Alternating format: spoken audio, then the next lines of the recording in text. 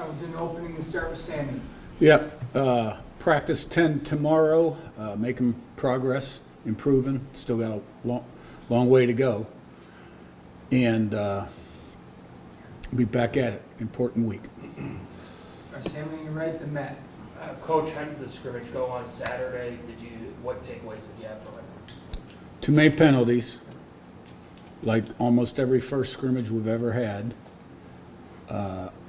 Too many missed assignments. And there was good, there was bad, and there was ugly. But the effort and the competition was good.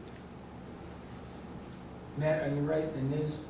Coach, I would ask you about LeBron Bond. I know it's tough for freshmen to get on the field, but was here in the spring. I know you liked what you saw in the spring. Just your thoughts on what you liked about him so far and the progress he's made since he got on campus back in January. Yeah, it's really important to him, football.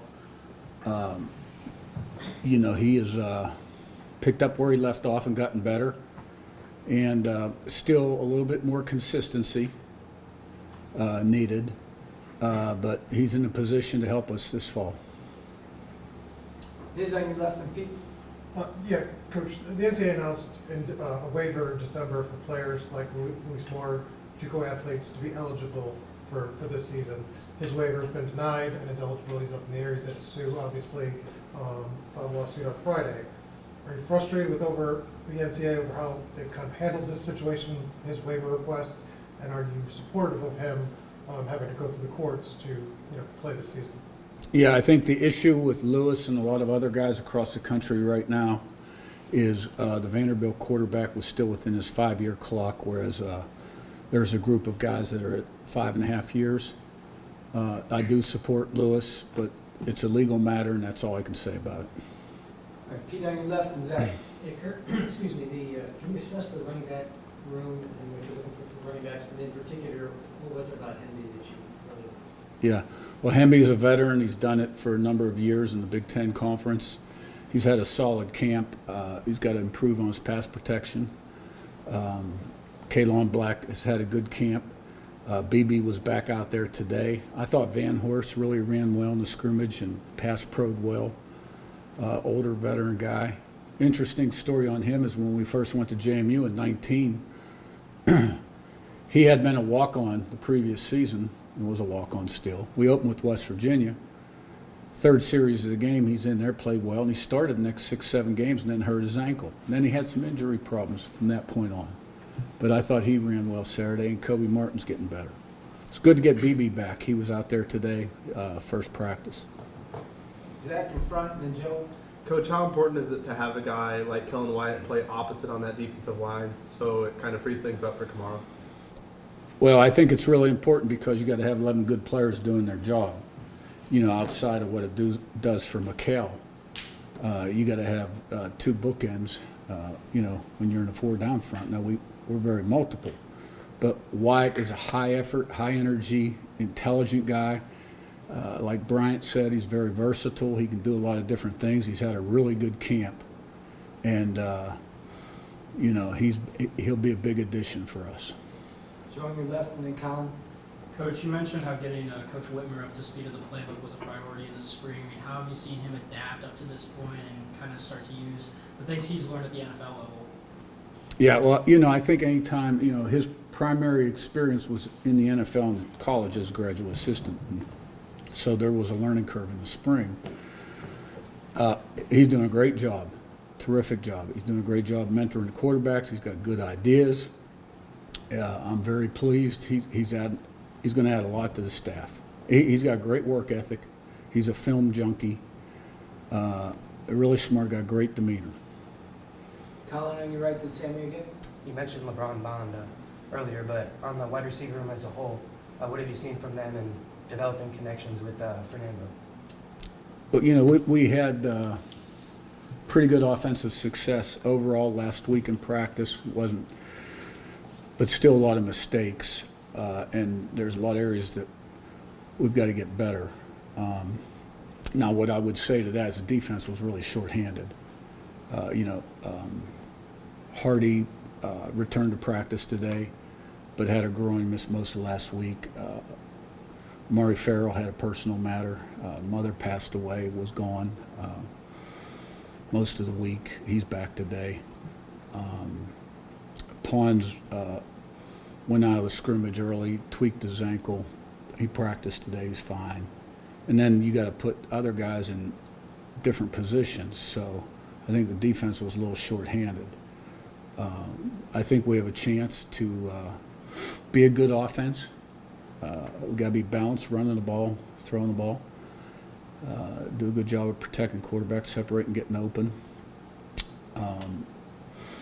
But there's not an area on the team right now, offensively, where if we're ready to play a game.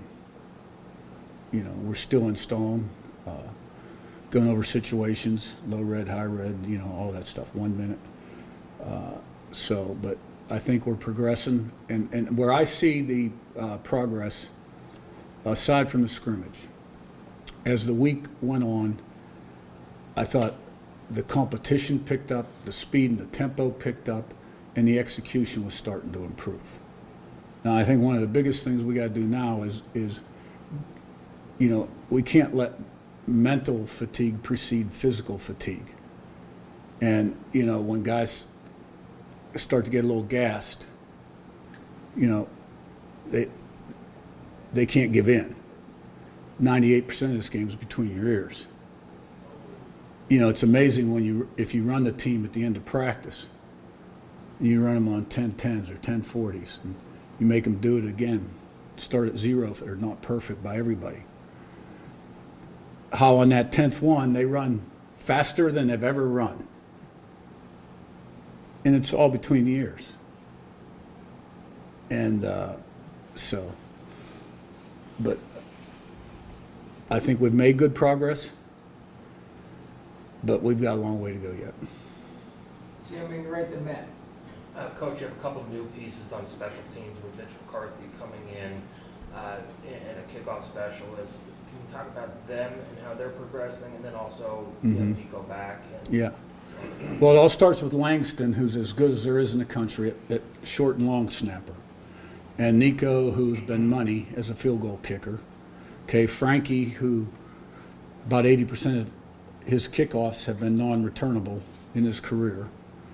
And then McCarthy, who gets a ball off really fast and had strong leg, great hang time. I really like our specialists. And I think we have a chance to do some special things this year. Matt, and you right to Zach. Coach, obviously the last few years you had a staple at tight end in Zach Gordon. Got some new guys this year. What are your impressions, your thoughts on Holden and Riley and some of those guys in that room? Yeah, well, I think Riley is a lot like Wyatt.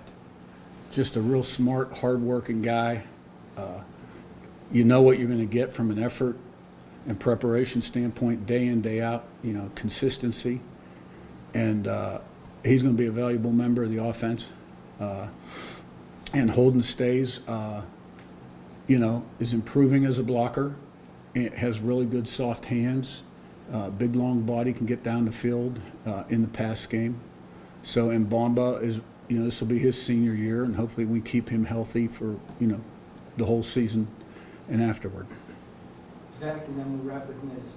You mentioned being a little bit shorthanded in the secondary the last couple of days. Has that allowed some of the younger guys to kind of step up and impress you a little bit? Well, it gives them an opportunity, to work with the ones or the twos, and so, we're still looking at building quality depth back there.